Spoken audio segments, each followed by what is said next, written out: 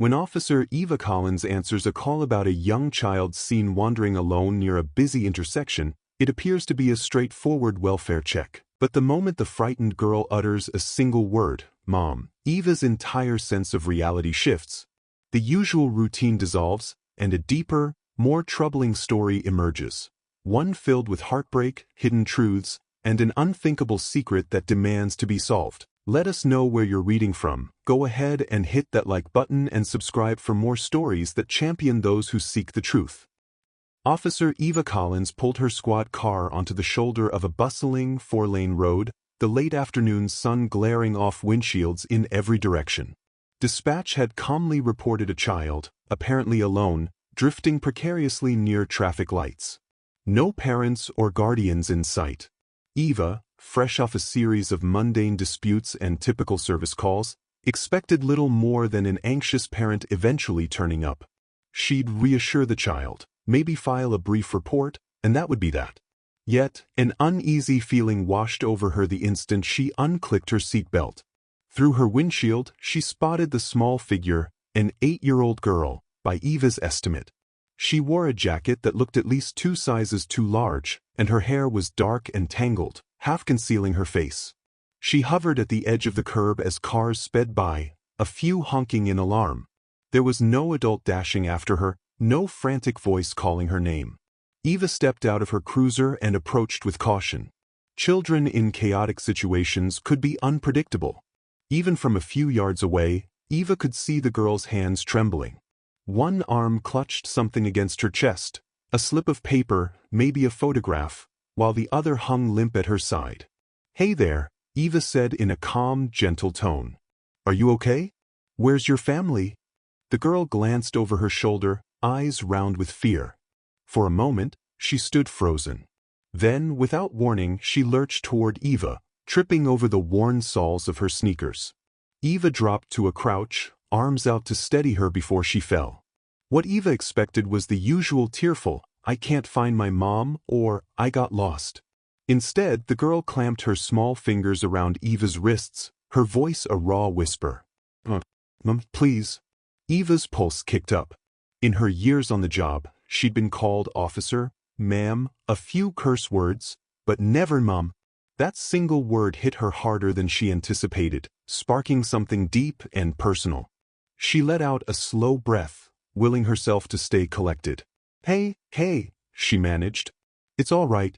Let's figure this out together. Can you tell me your name?" The girl swallowed, eyes shining with tears she refused to let fall. "Chloe," she whispered, still gripping the object to her chest. "Chloe," Eva repeated gently. "All right, Chloe, let's get away from the street before someone nearly drives onto the sidewalk. We can talk in my car, okay?"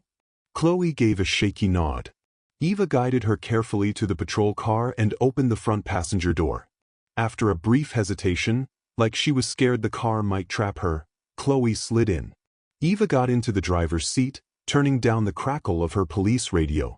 "You're not in any trouble," she reassured the girl. "But I need to let the station know I found you." Chloe nodded, still clutching that small piece of paper. Now that they were out of immediate danger, Eva got a better look at her face, pale, clearly exhausted, with dirt smudged on her cheeks. The jacket she wore was too big, suggesting it wasn't even hers. This went beyond a simple lost child scenario.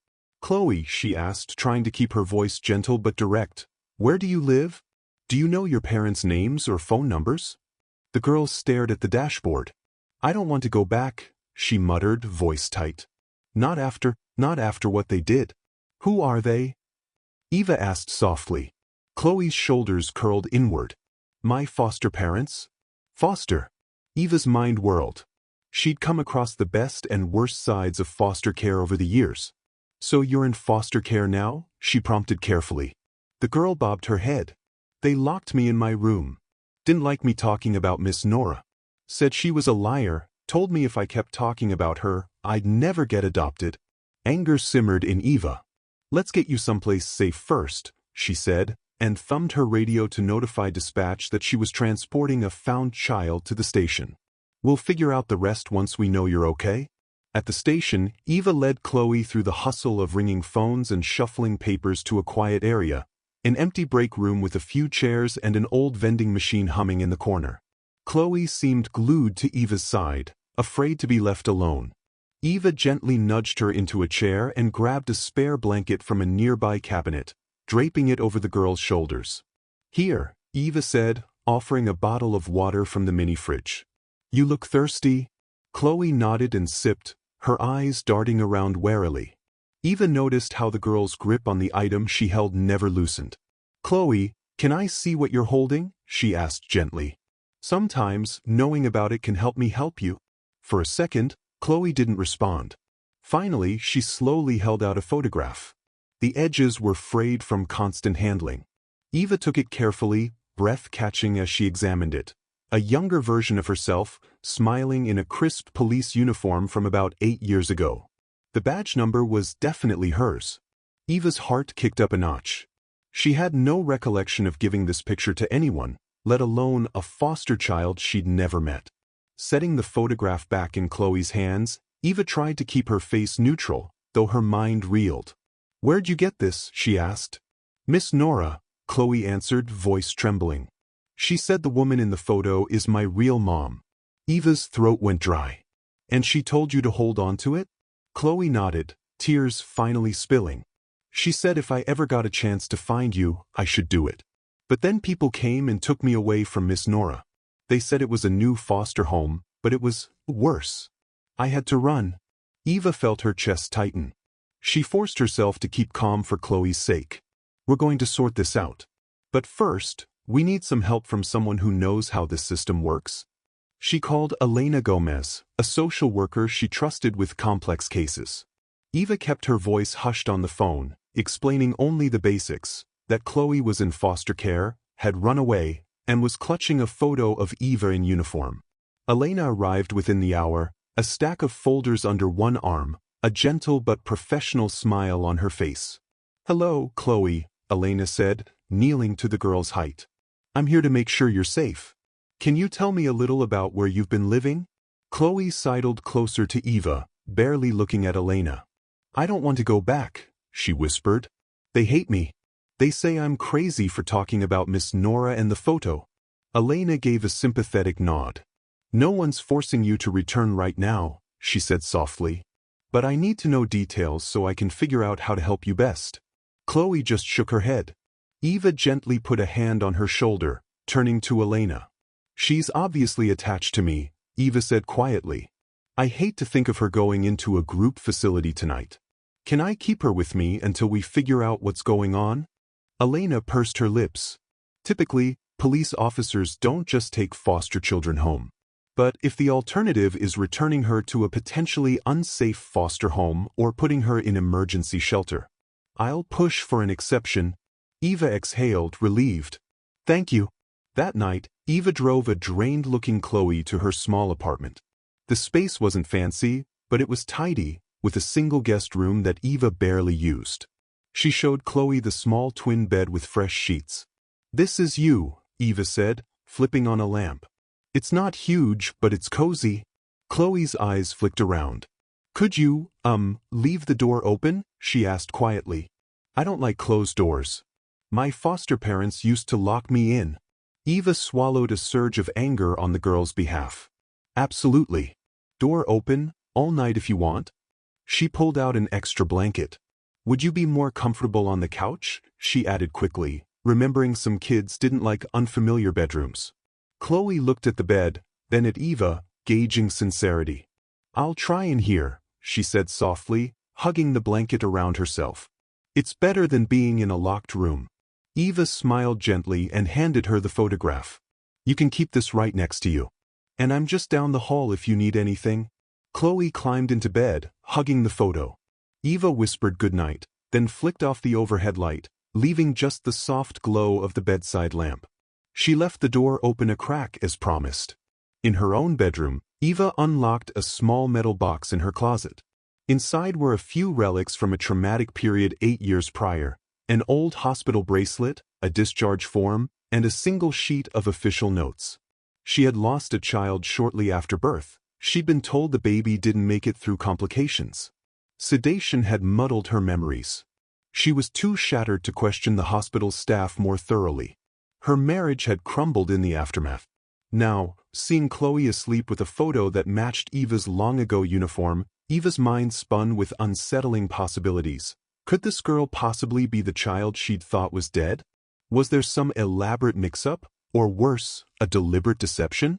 Eva had barely dozed off when morning came, greeted by the smell of coffee and the rustle of sheets. She found Chloe awake, sitting at the kitchen table, still in the oversized jacket. "Morning," Eva said softly. "You hungry?" Chloe nodded, but didn't say much else. Eva poured cereal into 2 bowls. It felt surreal, the instant domesticity with a child she'd just met. Yet it also felt oddly natural. As they ate, Eva decided to gently probe for details. "Chloe, can you tell me about your foster family? The Fishers, right?" Chloe set her spoon down. "They locked me in my room if I talked about Miss Nora or said I had a real mom. They said it was all lies, and that if I kept lying, nobody would want me." Eva's jaw tightened. "You're not a liar. You just want to know the truth. And so do I." She escorted Chloe to the child welfare office again that day, where Elena took official statements and scoured the scant paperwork the Fishers had on file.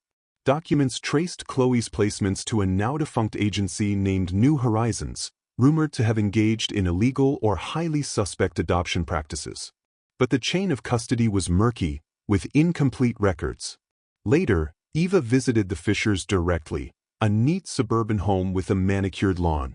Patricia Fisher answered the door, her posture rigid, a forced smile plastered on her lips. She invited Eva in, or perhaps more accurately, didn't protest enough to stop her from stepping inside. "We've done our best," Patricia said flatly, her husband Henry standing off to one side with arms folded. "But Chloe refuses to follow rules. She has these fantasies about some woman claiming to be her real mother. She sneaks out at night. This time, she never came back, so we filed the missing persons report." Eva looked around the pristine living room. No signs a child lived there. No toys, no drawings. "She said you locked her in her room if she talked about Miss Nora," Eva said. Patricia's smile turned brittle. "We believe children need structure. She was making up stories, causing disruption." Henry chimed in. "Some kids can't be helped. Officer, we've fostered others who adjusted just fine." Eva's gut churned. She glanced down the hall. Where was Chloe's bedroom? Patricia pointed. Eva took a few steps, peering into a bleak, bare room with only a bed. She noticed an external lock on the door, something used to lock a person in, not to keep intruders out. Eva returned to the living room, teeth on edge, but kept a polite veneer. "Thank you," she said curtly. "We'll be in touch." She left with a fresh wave of determination. Chloe wouldn't be returning here if Eva had anything to say about it. Back at the precinct, Eva found her friend in the tech unit, Terrence Lee, a data wizard. She handed him the photograph. "Can you figure out where this was printed, or find any clues about when it was taken?" Terrence raised an eyebrow, scanning the image.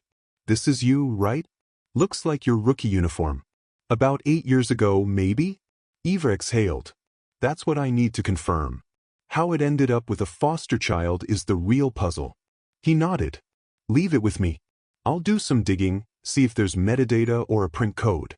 Anything that might shed light on its origins." That evening, Eva returned home, exhaustion tugging at her limbs. She found Chloe in the living room, flipping through a dusty collection of old magazines Eva had never tossed. "Something interesting in there?" she asked. Chloe shrugged. "Just pictures of families doing stuff like camping or cooking." She traced her finger over an image of a smiling father and daughter around a campfire. "I've never done that." Eva's chest tightened. "Maybe we can try it sometime. Would you like that?" Chloe looked up, hesitant excitement in her eyes. "Really?" Eva nodded. "Sure." The fact that she was promising this, even while her whole life had been upended, felt oddly right. That night, Eva stared at her old hospital discharge papers again. 8 years old, full of vagueness. She fought to recall the events. She'd gone in for what should have been a routine delivery, but complications allegedly arose. By the time she woke from heavy sedation, a doctor and nurse apologized, saying her baby didn't make it. Devastated, she signed whatever was put in front of her. Could the child have been taken? The question lingered, refusing to let her rest. The next day, Terence called Eva into a dimly lit corner of the station, his monitors plastered with data. The photo was likely from a precinct event 8 years ago. No sign of tampering, so it's genuine. Also, I found references to New Horizons. It was more than just a shady adoption agency. It was under investigation for forging birth records, bribing hospital workers, and funneling healthy infants into private placements for high fees. Eva's stomach twisted. So you think it's possible they could have told you your baby died, Terence finished softly, and then placed her in the system under false pretenses, either for profit or to keep quiet. New Horizons shut down when the scandal got too big, but a lot of cases went unsolved. Eva inhaled sharply. All the shame, the heartbreak from that time, threatened to resurface. And Chloe might be my daughter, she murmured. Terence looked at her sympathetically. There's an easy way to find out. You can do a DNA test. Eva nodded, heart pounding. I'm scared of what it'll confirm, but I can't run from it. That same day, she scheduled an appointment at a private clinic. Chloe seemed anxious, asking if it was going to hurt. Just a cheek swab, Eva assured her, forcing a smile she hoped would project confidence. Nothing to be afraid of. Chloe held onto Eva's hand the entire time. The nurse performed the swabs, labeled the samples, and told them the results would be in within days. Eva left the clinic feeling as though her entire life hung in the balance. In the meantime, Elena worked to keep Chloe out of the Fishers' custody, citing potential neglect.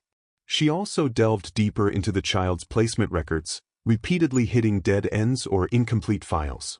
The name Miss Nora kept appearing in a few scrawled notes that mentioned revocation of a foster license. Whoever Nora is, Elena told Eva, she was once a licensed foster parent, lost her license under suspicious circumstances, and apparently tried to blow the whistle on something related to New Horizons. Each night, Eva returned to her apartment, where Chloe began to settle in as though it were a real home. She even started leaving the photograph on a small side table rather than clutching it around the clock. During quiet moments, Eva would overhear Chloe softly humming a lullaby, one Eva dimly recognized as the same tune she had once hummed while pregnant. It left her breathless each time. Days passed. Then, the clinic called. The DNA results were ready. Eva, nerves frayed, stepped outside to take the call. The nurse on the line was calm, but the words landed with a jolt. Greater than 99.9% probability of maternity. Chloe was her biological daughter. Eva nearly dropped her phone, tears stinging her eyes. Her mind flashed to that hospital bed 8 years ago, the sedation, the cursory explanation from doctors. They had lied, and it had robbed both her and Chloe of years they could have had together. She took a few minutes to gather herself before going inside to find Chloe sketching on the kitchen table. "What's wrong?" Chloe asked softly, noticing the tears Eva couldn't fully hide. Eva knelt beside her, hand trembling as she set it on Chloe's shoulder. "I got the DNA results," she managed. My daughter." Chloe stared, lips parting in shock. "So you really are my mom?" Eva nodded, tears coursing down her cheeks. "Yes, and I'm so sorry I wasn't there for you. I didn't know. They told me." She couldn't finish. Chloe stood abruptly and flung her arms around Eva's neck, hugging her as tightly as she could. "I always knew I had a real mom," she whispered. "I tried telling people. I tried, but they never believed me." Eva held her daughter, a torrent of joy and rage battling inside. She vowed in that moment to do whatever it took to protect Chloe from now on. Fueled by the DNA proof, Elena fast-tracked an emergency custody hearing. The Fishers hired a lawyer, arguing Chloe was a troublemaker with behavioral issues. But between Chloe's testimony, Eva's DNA evidence, and records showing the Fishers had consistently short-term placements that ended poorly, the judge was already skeptical. Eva also presented preliminary findings linking New Horizons to potential adoption fraud. In a tense hearing, Eva recounted being told her baby died at birth and how she'd never seen the body or signed a formal death certificate. Hospital records were suspiciously incomplete. Chloe chimed in with a quiet but firm explanation of how the Fishers punished her for talking about her mom or Miss Nora. When the Fishers' lawyer claimed Chloe was making it up, the judge frowned. Combined with Elena's professional assessment, it was enough. In a swift ruling, the judge granted Eva temporary legal custody, pending a more detailed investigation. Chloe gripped Eva's hand as they left the courthouse. "Does this mean I don't have to go back?" she asked, voice trembling on the final word. Eva gave her hand a reassuring squeeze. "You're with me now," she said, tears brimming in her eyes. "I'm your mom, and nobody's taking you away again." That night at home, Chloe set aside her photograph in favor of a new picture, one snapped earlier of herself and Eva outside the courthouse, a spontaneous shot taken by Elena. Chloe pinned it to the fridge with a magnet, gazing at it as if to confirm her new reality. Eva watched, heart swelling. She wanted to give Chloe every bit of normalcy she'd never had. Still, a deeper layer of justice remained. The agency that stole her daughter had to be held accountable. Terrence's research revealed that New Horizons had funneled multiple infants into questionable adoptions.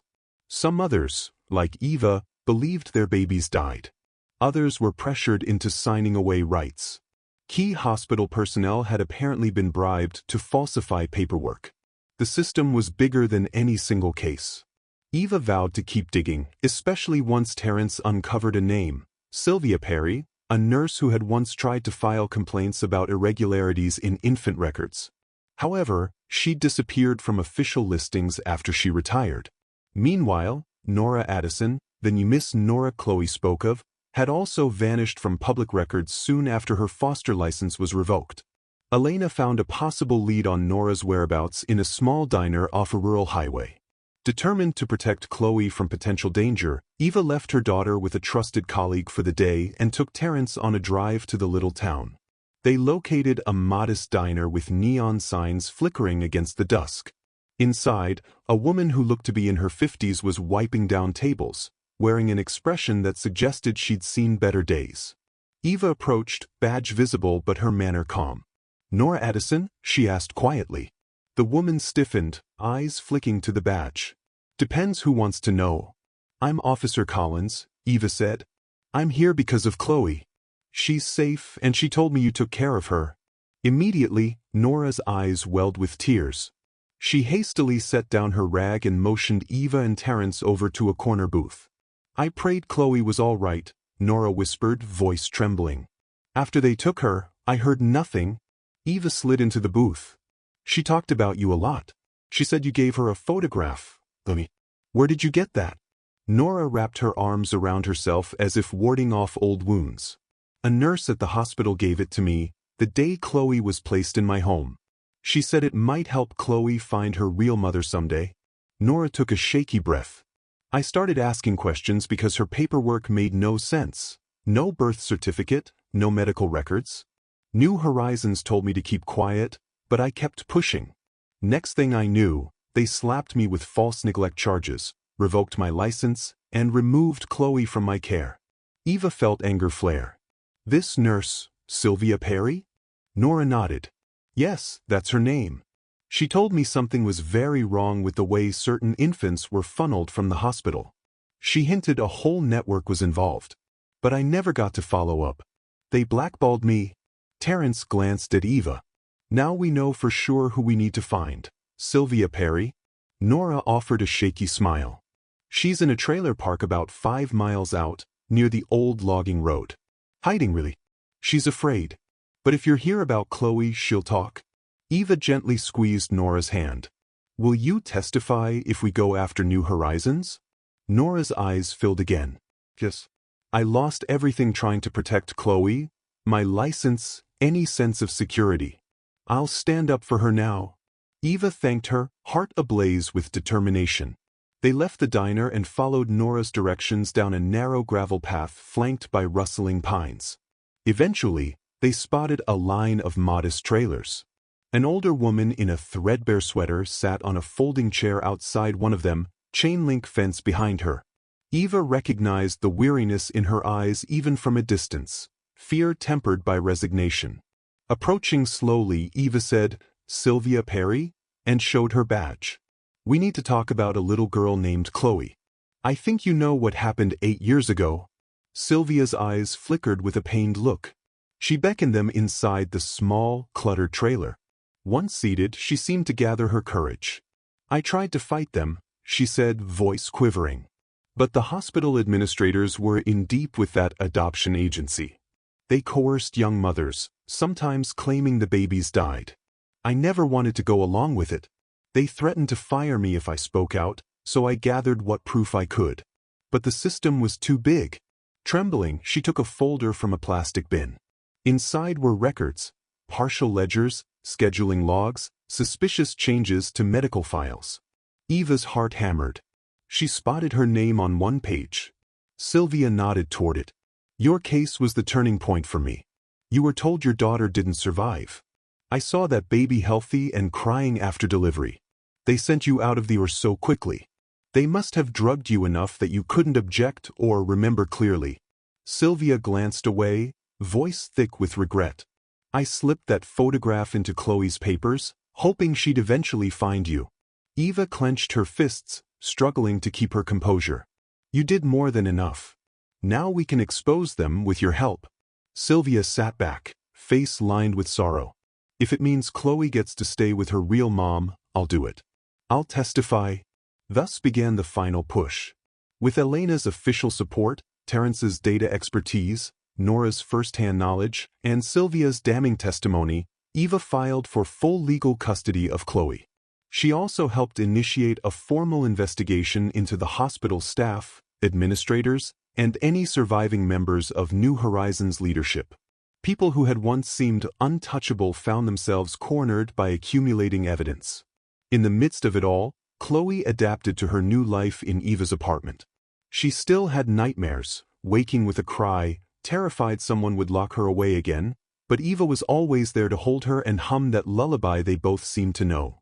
Over time, Chloe's guarded smile began to appear more often, and she ventured small steps into trust and normalcy. Finally, a court date approached to cement Eva's custody. The Fishers arrived with tight expressions, still claiming Chloe was a liar. But faced with the glaring proof, their arguments crumbled. Eva presented hospital records, statements from Nora and Sylvia. She showed the DNA test. In less than 2 days of hearings, the judge granted Eva permanent custody of Chloe. Chloe clung to Eva as they left the courtroom. "I don't have to be scared anymore, right?" she asked. "No," Eva replied, voice steady. "You're with me, and I'm not letting you go." The fallout for the conspirators came swiftly. Administrators, doctors, and even a retired judge ended up indicted on charges ranging from fraud to child trafficking. The local media pounced on the shocking scheme. Infants declared stillborn, mothers deceived, records falsified. Public outrage soared. Sylvia testified, trembling but resolute, detailing how staff were pressured to cooperate. Nora stood by her, recounting the false claims that led to her license revocation. Eva watched these developments with a mix of relief and sorrow, aware that no amount of punishment would restore those lost years with Chloe. Still, every time she came home and found her daughter curled up on the couch, reading or doodling, she felt a surge of gratitude. Chloe blossomed. She and Eva tried out small, fun things. Cooking simple dinners together, walking in the park, playing with a rescued puppy a neighbor was fostering. Chloe's nightmares became less frequent, and her spontaneous laughter more common. The photograph that once served as her only link to hope was now pinned alongside snapshots of the two of them, laughing at the park, sharing a silly selfie in front of the station. One night, as Eva was helping Chloe with schoolwork at the kitchen table, she'd enrolled Chloe in a local elementary school. There was a knock at the door. Eva opened it to see Adam Rivers, a name and face from her past. He shifted uncomfortably, glancing at the threshold. "I heard about what happened, that our daughter might be alive," he said quietly. "I left a long time ago, but I never dreamed the baby was actually—" Eva stood stiff.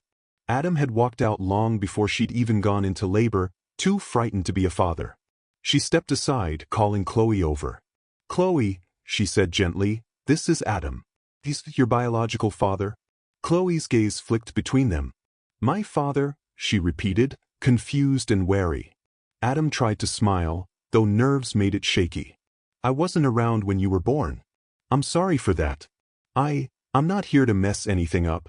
But I'd like to meet you if you'll let me. Chloe glanced at Eva for guidance. Eva knelt beside her. It's your choice, she whispered. If you want to talk to him, we can. If not, I'll ask him to leave. Chloe studied Adam for a moment. Why did you leave if you knew Mom was having a baby? She asked plainly. Adam swallowed. I was scared and selfish. It's not an excuse, just the truth. Chloe hesitated, then glanced at Eva again. Okay, she said softly. We can talk. But I'm not calling you Dad right away. Adam let out a breath, nodding. That's fair. The visit was short, emotional, and tentative, but it was a piece of closure for Eva as well. She recognized Adam's guilt and confusion.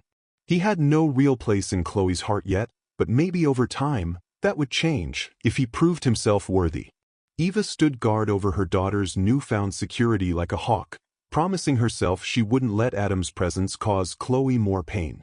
In the months that followed, the final trials of those involved in the New Horizons scandal resulted in multiple convictions. Hospital officials admitted to forging documents. Staff testified about hush money. Eva, now with official custody and recognized by the court as Chloe's mother, testified in her own right, detailing the heartbreak of believing her baby had died. Each verdict brought a measure of satisfaction, though Eva knew it didn't erase the lost years. Meanwhile, Chloe seemed to come to life in small, wonderful ways, like the time she asked Eva if they could plant flowers on the tiny apartment balcony, or the day she brought home a drawing of them as a superhero duo. Some nights, they'd dance around the living room to old pop songs Eva hadn't listened to in ages. The photograph that once symbolized all Chloe had lost now sat in a frame on the bookshelf, surrounded by brand new pictures of them together. One weekend, Eva surprised Chloe by renting a small cabin by a lake. They drove out in Eva's old sedan, stopping at a local store for marshmallows and hot cocoa. The cabin was rustic but cozy, set against a backdrop of shimmering water. Chloe's excitement was palpable as they built a little campfire outside. She roasted a marshmallow, her eyes reflecting the flickering flames. This is nice, Chloe said, smiling into the night air. I used to look at pictures of families doing this and wonder if I'd ever get to. Eva reached over and gently squeezed her hand. I'm just sorry we didn't get here sooner, she said, voice thick with emotion. Chloe shook her head. We're here now, she said simply. Under the starry sky, Eva hugged her tight. This was the life she'd never imagined. She had been so convinced her child was gone, never dreaming they might one day toast marshmallows on a lakeside, forging memories that, while late, still felt precious. Thank you for following this journey to its emotional conclusion. If this story moved you, hit that like button and subscribe to stay updated on more powerful accounts of hidden truths and the resilience it takes to uncover them. Sometimes, it only takes one determined voice and one courageous child to expose secrets that everyone else is afraid to confront.